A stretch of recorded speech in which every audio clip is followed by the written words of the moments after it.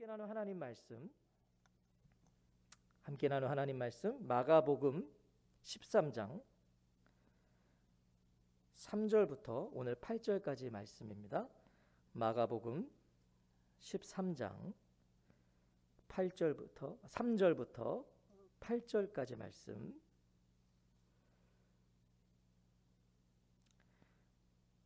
마가복음 13장 3절부터 8절입니다. 제가 먼저 3절을 읽겠습니다.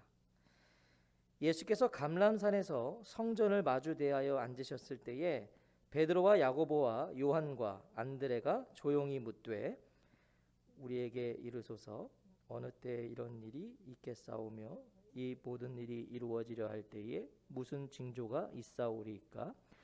예수께서 이르시되 너희가 사람의 미혹을 받지 않도록 주의하라. 많은 사람이 내 이름으로 와서 이르되 내가 그라하여 많은 사람을 미혹하리라. 난리와 난리의 소문을 들을 때에 두려워하지 말라. 이런 일이 있어야 하되 아직 끝은 아니니라. 민족이 민족을 나라가 나라를 대적하여 일어나겠고 곳곳에 지진이 있으며 기근이 있으리니 이는 재단의 시작이니라. 아멘. 아멘. 산고의 시작이니라 라는 제목으로 하나님 말씀 전하겠습니다. 우리는 수요일마다 마가복음을 나누고 있죠. 지난 시간에 우리는 예수님의 예루살렘 성전 파괴 예언을 상고해 보았어요. 예수님께서 예루살렘 성전에 멸망할 것이다, 파괴될 것이다, 이런 예언을 하셨죠. 성전을 떠나시는 예수님께 제자들이 흥분해서 말했습니다. 선생님 보십시오. 얼마나 굉장한 돌입니까? 얼마나 굉장한 건물들입니까?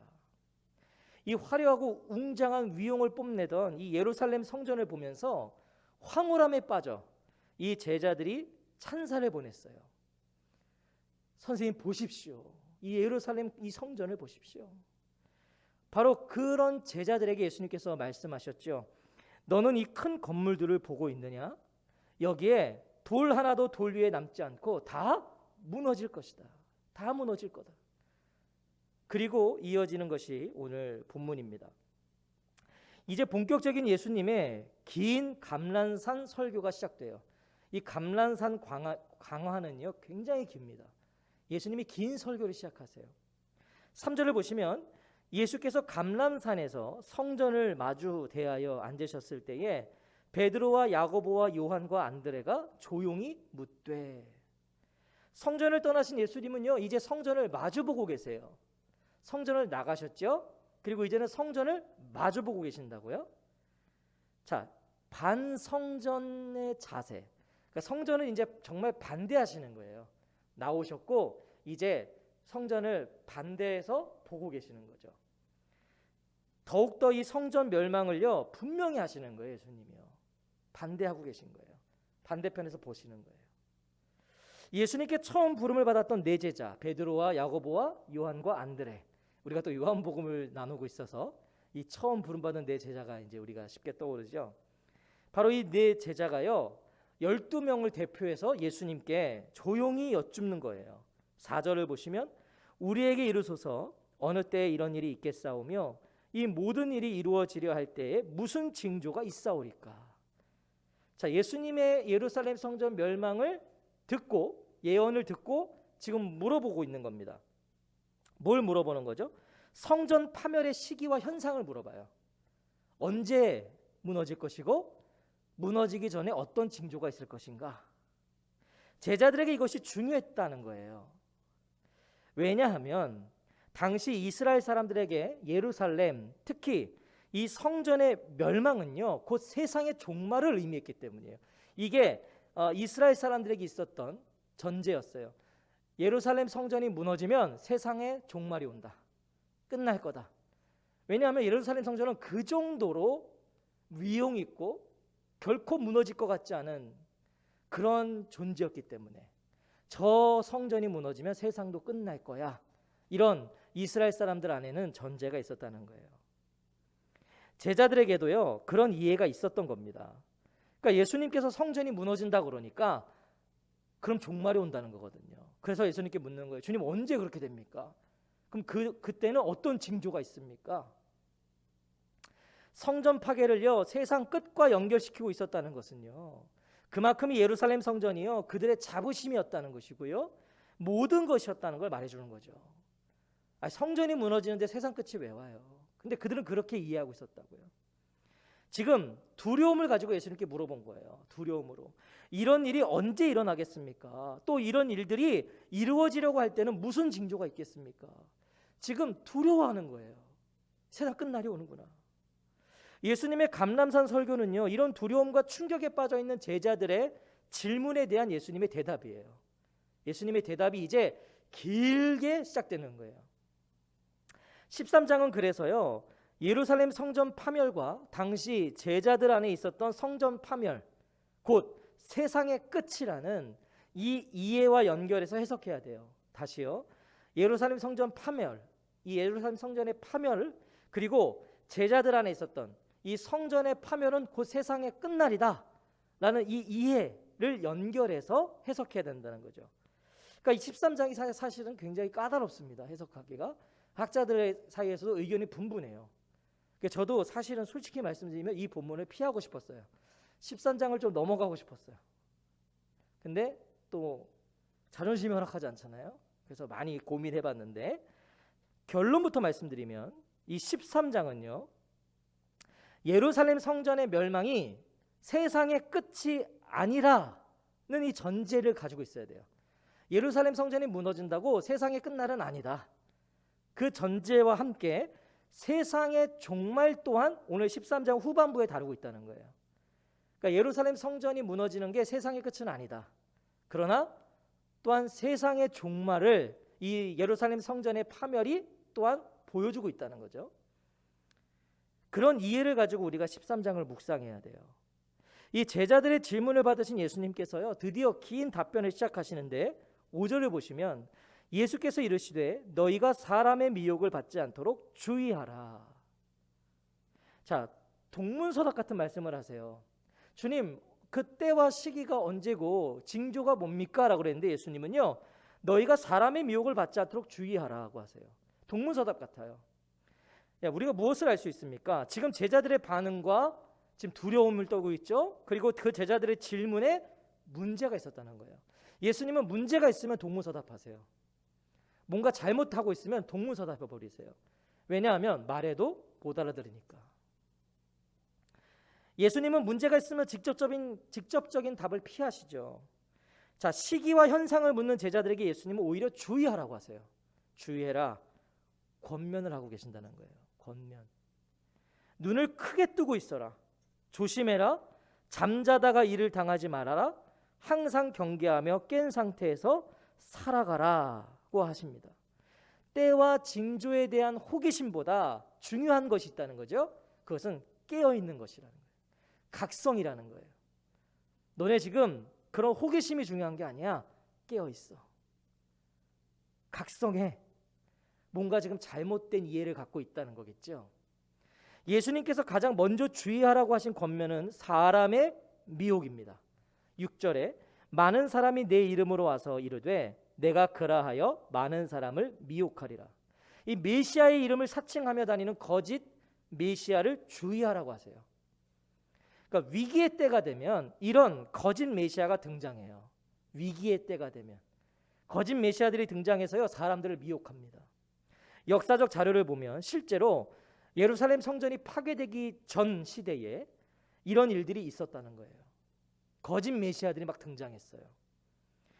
이름을 보니까 튜다스, 메나헴, 시몬 바 기오라 같은 거짓 메시아들이 등장해서 활동했다는 거예요. 이것은 오늘날도 마찬가지죠. 우리나라에만도요, 많은 메시아 분들이 계십니다. 많은 메시아 분들이 우리나라에 계세요. 예수님 많이 계신다고 그러더라고요. 우리나라에요. 선지자들도 많으시고요. 바울도 있으시대요. 이분들이 많으세요. 자, 이런 많은 메시아 분들이 우리나라에 어수선한 시기만 되면 뭐죠? 레파토리가 있어요. 전쟁설, 또 멸망설 이런 걸 끄집어내서 유튜브에 보면 엄청 많아요. 그런 분들. 전쟁이 일어날 거다. 그리고 멸망할 거다. 이 자칭 메시아와 선지자님들이 굉장히 많습니다. 허나 안타까운 것은요, 아직까지 하나도 맞추신 것이 없어요. 이분들이 전쟁 난다고 그랬는데 전쟁이 안 나더라고요. 분명 마지막 때가 가까워질수록요, 그런 거짓 메시아, 거짓 선지자가 많아질 겁니다. 점점 더 많아질 거예요. 점점 더. 심지어 목회자 가운데도요, 거짓된, 잘못된, 전혀 성경적이지 않은 가르침을 선포하는 사람들이 많아질 겁니다. 마지막 때가 가까워질수록. 저와 같은 목회자들도 헛소리 할 수 있다는 거예요. 성경적이지 않은 거 가르칠 수 있다는 거예요. 그러니까 눈을 크게 뜨고 있어라. 조심해라. 항상 경계하며 깬 상태에서 살아가라 라고 예수님이 말씀하시는 거죠. 그게 먼저라는 거예요. 그리고 이어서 또 뭐라고 말씀하십니까? 7절을 보시면 난리와 난리의 소문을 들을 때에 두려워하지 말라. 이런 일이 있어야 하되 아직 끝은 아니니라. 또 너희는 여기저기서 전쟁이 일어난 소식과 전쟁이 일어날 것이라는 소문을 듣게 되어도 놀라지 마라. 이런 일이 반드시 일어나야 한다. 그러나 아직 끝은 아니다. 전쟁에 대한 말씀을 하세요, 예수님이. 그러니까 그때나 지금이나 이 전쟁은 지속되고 있죠. 예, 오늘날도 지구촌 곳곳에서는 전쟁이 일어나고 있어요. 예루살렘 성전 파괴 또한 이 유대와 로마 사이의 전쟁의 결과입니다. 로마와 유대의 싸움을 통해서 예루살렘 성전이 부서지거든요. 다 파괴되거든요. 예수님은 그런 일어난 전쟁과 또 앞으로 일어날 전쟁 소식에 놀라지 말라고 그러세요. 이런 일이 반드시 일어나야 된다. 필연적이다. 또 이뿐만이 아니죠. 8절을 보면 민족이 민족을, 나라가 나라를 대적하여 일어나겠고 곳곳에 지진이 있으며 기근이 있으리니 이는 재난의 시작이니라. 자, 민족과 민족이 맞서 일어나고 나라와 나라가 맞서 일어날 것이며 지진이 곳곳에서 일어나고 기근이 들 것이다. 이런 일들은 진통의 시작이다. 나라 안에서의 전쟁뿐만 아니라 이제 나라들 간의 전쟁이 있을 거라고 하세요. 또 지진이 있을 것이다. 기근이 있을 거라고 말씀하세요. 그러니까 예루살렘 성전이 파괴되기 전에요, 이런 재난과 재앙이 흥황할 거라고 가르쳐 주시는 거예요. 이런 일들이 있을 거다. 하지만 이런 일들은 성전 파괴 이전에도 있었고요, 예루살렘 성전 파괴 이후인 오늘에도 이어지고 있잖아요. 그렇죠? 예루살렘 성전이 파괴되기 이전에도요, 재난이 있었어요. 기근이 있었어요. 전쟁이 있었어요. 그리고 예루살렘 성전이 파괴된 오늘날까지도 세계 곳곳에서는 기근이 있고요, 재난이 있고요, 지진이 있어요. 지금도 굶어 죽어가는 민족이 있어요. 전쟁이 일어나고 있는 민족이 있어요. 지진과 해일은 남의 일이 아니에요. 우리나라에도 지진이 있잖아요. 어제 오늘 일이 아니라는 거예요. 전쟁이 일어날 때마다 종말을 말해왔지만, 지진과 기근이 있을 때마다 종말을 말해왔지만 여전히 세상의 끝은 오지 않았습니다. 않았어요. 오늘 말씀대로 지진이 있고 막 이럴 때 끝이 않았다고요. 당시 이스라엘 사람들은 그런 이해를 갖고 있었다고요. 세상의 종말이 없다는 게 아니죠. 예수님께서 예언하신 대로 예루살렘 성전은 파괴됐어요. 그럼 이스라엘 사람들은 예루살렘 성전이 파괴되면 세상의 끝이라고 생각했지만 아니요. 예루살렘 성전은 사라졌어요. 그렇다면 말씀하신 대로 세상의 끝도 종말도 분명히 있다는 거예요. 일단 우리가 이것을 먼저 알아야 된다는 거죠. 예루살렘 성전이 파괴됨으로 세상의 종말이 오는 건 아니었어요. 그러나 예루살렘 성전은 예수님 말씀대로 파괴됐어요. 그러면 세상의 끝날도 있다는 거예요. 주님이 말씀하셨으니까. 다만 예루살렘 성전의 파멸이 곧 세상의 끝은 아니라는 거죠. 오늘 본문에서 예수님은 그걸 가르쳐주고 싶으신 거예요. 성전이 무너지면 세상의 끝이 올 거라고 생각하는 그 제자들을 권면하신 거예요. 아니라는 거죠. 우리는 그것을 직접 경험하고 확인하며 살아가는 세대예요. 우리는 성전이 파괴된 이후에 살고 있으니까. 세상 끝이 안 났어요. 예루살렘 성전은 사라졌지만 우리는 여전히 살아갑니다. 그리고 오늘날도 동일하게 전쟁과 기근과 지진, 각종 자연재해가 일어나고 있어요. 오늘날도. 심지어 오늘 우리는요, 이 코로나 바이러스라는 전무후무한 전염병을 지나고 있어요. 한 번도 경험해보지 못했던 이 전염병, 이렇게 장기화되었던 전염병을 우리는 경험해보지 못했어요. 모르겠습니다. 오늘도 누군가는 이런 바이러스가, 이 코로나 바이러스가 세상의 종말이 다가왔음을 말하고 있는지도 모르겠어요. 어디선가. 하지만 오늘 예수님께서는요 분명히 말씀하세요. 그러한 것을 주의해라. 그런 걸 주의해라. 그런 것에 미혹되거나 현혹되지 말라고 하시는 거예요. 지금까지 전쟁과 각종 자연재해들이요 하나님 나라를 불러오지 않았어요. 하나님 나라가 오지 않았다고요. 종말이 오지 않았어요. 이런 각종 전쟁과 각종 자연재해는 죽음만 가져왔어요. 인간들의 죽음만 가져왔다고요.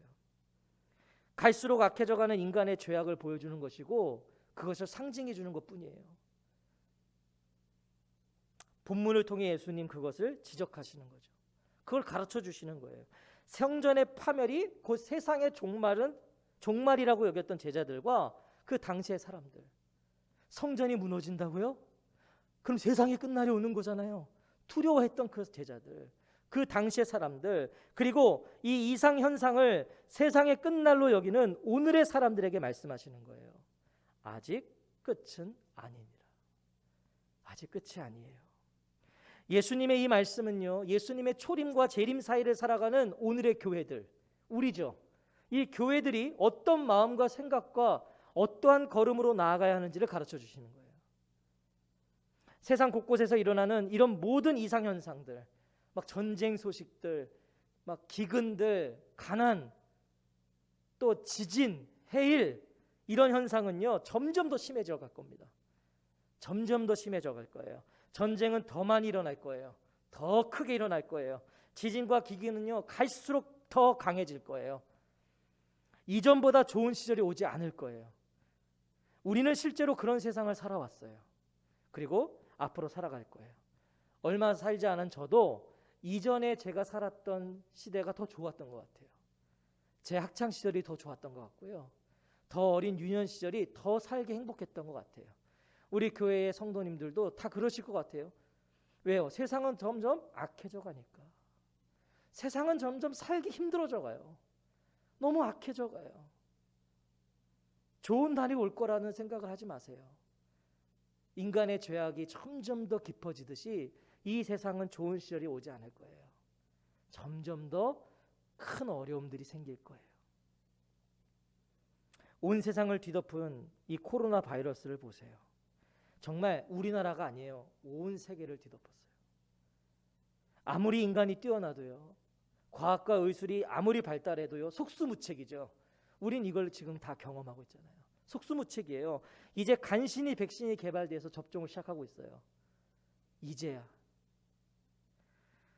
이전에 경험해보지 못한 기간을 우리는 살고 있어요. 그러니까 오늘 말씀을 비추어 보면 이 코로나 같은 더 심한 바이러스도 올 수 있다는 거예요. 앞으로. 하지만 오늘 주님 뭐라 그러세요? 아직 끝은 아니니라. 이것이 우리가 경험하는 마지막 고난은 아니라는 거예요. 무엇을 말씀하고 싶으신 걸까요? 주님이 호들갑 떨지 말라는 거예요. 코로나 호들갑 떨지 말라는 거예요. 오늘 제자들처럼 예수님 그 말씀하고 싶으신 거예요. 놀라지 마. 두려워하지 마. 아직 끝은 아니다. 누가 뭐라고 해도 현혹되지 마라. 미혹되지 마라. 세상의 끝은 오직 하나님만 아신다. 오늘 그 얘기 하시는 거예요. 그 얘기 하시는 거예요. 누가 뭐 전쟁이 나느니 멸망이 오느니 그런 거에 현혹되지 마라. 막 이런 바이러스로 호들갑 떨지 마라. 아직 끝이 아니라고 말씀하신 예수님이요. 또 뭐라고 말씀하시죠? 8절을 보시면 이는 재난의 시작이니라. 참 이제 시작이래요. 성도님들, 주님이 이제 시작이다. 끝이 아니야. 이제 시작이야. 여기서 이 재난은요 산고입니다. 산고. 그래서 오늘 제목이 산고의 시작이니라예요. 산고. 여인의 출산 경험을 말씀하고 계세요. 아이를 낳을 때 느끼는 고통이죠. 산고. 산고는 시간 간격을 두고 되풀이되죠. 계속 되풀이됩니다. 그러다가 아이가 태어나기 직전에 가장 심해지는 거잖아요. 점점 심해지고 증가되는 것. 그러니까 예수님께서 말씀하신 오늘 6절부터 8절의 말씀, 이 현상들이요 처음에는 간헐적으로 일어날 거다. 처음에는 간헐적으로 일어날 거다. 전쟁, 기근, 지진 간헐적으로 일어날 거다. 그러나 점점 자주 크고 거대하게 일어날 거다. 산고의 시작이다. 나라가 나라를 치고 지진과 기근이 일어날 것인데 이것은 단지 해산의 고통의 시작일 뿐이다. 여기서 중요한 것은 그런 현상이 아니라는 거죠. 그런 일들이 일어나는 것이 중요한 것이 아니에요. 해산의 날이 반드시 온다는 거예요. 산고가 있다는 건, 산고가 시작됐다는 건 해산의 날이 있다는 거예요. 끝날이 있다는 거예요. 그래서 때와 현상을 아는 것보다 중요한 것은 그날이 있다는 거, 그날은 반드시 온다는 거, 지금도 그날은 오고 있다는 것을 알고 오늘을 살아가는 거예요. 그게 오늘 중요하다는 거예요. 예수님이요. 그런 현상을 보고 호들갑 떠는 게 아니라 그런 현상을 볼 때마다 그날은 오고 있다는 거, 아직 이거는 끝이 아니라는 거. 그러니까 호들갑 떨 필요가 없는 거죠. 때를 우리가 알 수 없어요. 징조와 어떤 현상으로 우리는 시기를 알 수 없어요. 그러니까 막 자연재해가 일어난다 그래서 종말이 오나 보다. 아니요, 우린 모른다니까요. 그 시기는 아무도 몰라요. 과거로부터 오늘까지도 이 현상들은 일어나고 있기 때문이에요. 오늘 어느 지구촌 어디 곳에서 막 엄청난 지진이 일어났어요? 아니요, 그건 이전에도 지진이 일어났어요. 그런 것으로 종말이 왔다고 생각하면 안 돼요. 분명한 것은요, 모든 인간이 오늘도 예수님의 재림을 향해 나아가고 있다는 거예요. 그게 오늘 우리에게 중요한 거죠. 예수님의 재림을 향해 우리는 가고 있는 거예요. 언젠진 모르지만. 사랑하는 성도 여러분, 예수님도 때와 시기는요 아버지만 아신다고 하셨어요. 예수님도. 근데 오늘날 무슨 사람이 언제 멸망, 웃긴 거죠. 예수님도 모른다고 그러셨는데, 사도행전 1장 7절에 보면 이르시되 때와 시기는 아버지께서 자기의 권한에 두셨으니 너희가 알 바 아니라고 그러셨어요. 바울도 동일하게 고백하죠. 데살로니가전서 5장 1절과 2절에 형제들아 때와 시기에 관하여는 너희에게 쓸 것이 없음은 주의 날이 밤에 도둑같이 이룰 줄을 너희 자신이 자세히 알기 때문이다. 주님은 도둑같이 오신다고 그러셨어요. 모른다고요. 마가복음 13장 32절에 오늘 본문 13장의 뒤에 보면 또 말씀하세요. 예수님이요. 그러나 그날과 그때는 아무도 모르나니 하늘에 있는 천사들도 아들도 모르고 아버지만 아신다. 그러니까 누가 세상의 종말이다 어쩌다 떠들 때요 그냥 콧방귀를 끼세요. 예수님도 모르신다 그랬어요. 어떤 세상에 일어난 현상들로요 마지막을 말하는 자들의 소리가 있다면 귀 기울이지 마세요. 비웃어 넘기세요. 무슨 일을 만나도 호들갑 떨지 마십시오. 마치 세상이 끝난 것처럼 살지 마십시오. 아직 아니라고 그러시잖아요. 아직 끝은 아니니라. 하지만 그렇다고 아무런 경각심 없이 아무런 생각 없이 흥청망청 살아가지 마십시오. 아직 끝이 아니라고, 이제 시작이라고 아무 생각 없이 사시면 안 돼요. 흥청망청 살아가서는 안 돼요. 왜요? 이는 재난의 시작이니라. 진통은 시작되었다는 거예요. 진통은 시작됐어요. 주님의 다시 오심이요 점점 가까워지고 있어요. 시간과 공간 안에 있는 우리에게는요 주님이 오시는 날은 점점 가까워지는 거예요. 오늘 우리가 자고 내일 일어나면 더 가까워진 거예요. 우리에게는 때와 시기는 알지 못하나 우리 주님이 반드시 오심을 알기 때문에, 우리는 그것을 믿기 때문에 더 잘 살아야 돼요. 더 제대로 살아야 돼요. 파멸할 것들에 목매어 살지 마십시오. 주님이 진통이 시작됐다니까요. 눈을 뜨면 주님이 더 가까이 오셨음을 우리가 깨달아야 돼요. 아침에 눈을 뜨면 주님이 더 가까이 오고 계시구나. 언제인지 모르지만 날마다 극심해져가는 세상의 난리들, 세상의 고통을 볼 때마다요 종말이 있음을 분명히 하세요. 그래, 마지막이 있다. 마지막이 있다. 그리고 기억하십시오. 세상의 모든 이상현상은요, 모든 고난과 고통은 하나님께서 당신의 백성들을 구원하시는 역사로 종결될 거예요. 이 세상에 어떤 난리가 일어나도요, 어떤 문제가 일어나도요, 어떤 자연재해가 이 온 세상을 뒤덮어도요, 하나님께서 당신의 백성들을 구원하시는 역사로 그것은 종결돼요. 그러니까 하나님의 백성들에게 그건 두려운 날이 아니에요. 우리가 구원받는 날이에요. 하나님이 우리를 구원해 내시는 그 역사로 끝나는 거예요. 우리가 호들갑 떨 필요 없는 거예요. 두려워할 필요 없는 거예요.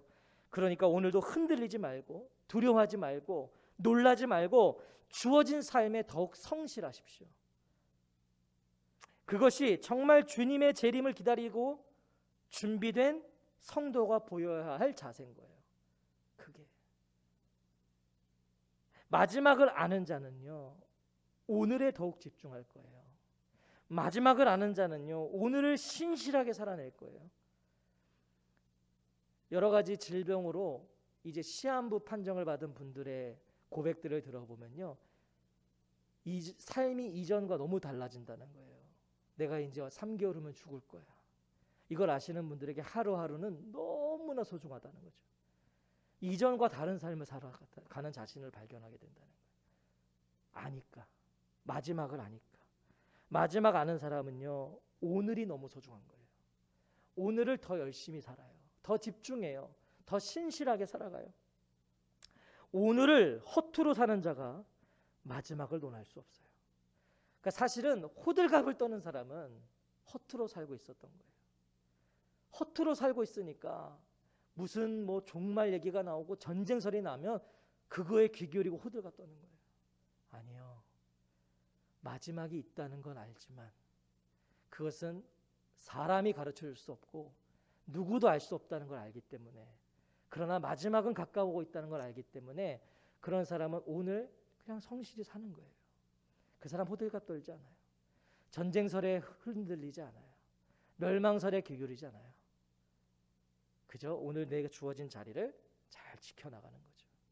그게 성도의 도리입니다. 주어진 시간 속에 더욱 주님을 사랑하고 그 주님을 기다리는 충성된 저와 성도님들 되시기를 주의 이름으로 축복합니다. 오늘 예수님 말씀하세요. 산고의 시작이니라. 이미 진통은 시작되었지만, 그리고 해산의 날은 반드시 올 거라는 거, 우리는 그것을 알기 때문에, 그리고 그 해산의 날 우리에게는 영원한 생명이 기다리고 있는 거예요. 그러니까 호들갑 떨지 않아도 되는 거예요. 두려워할 필요가 없는 거예요. 그저 주님 언제 오실런지 몰라. 오늘을 제대로 사는 거예요. 우리 삶이 되는 가족들 모두가 이 믿음과 신앙의 고백으로 주어진 삶에 더욱 신실하시고 성실하시고 충실하시기를 다시 한번 주의 이름으로 축복합니다. 아멘.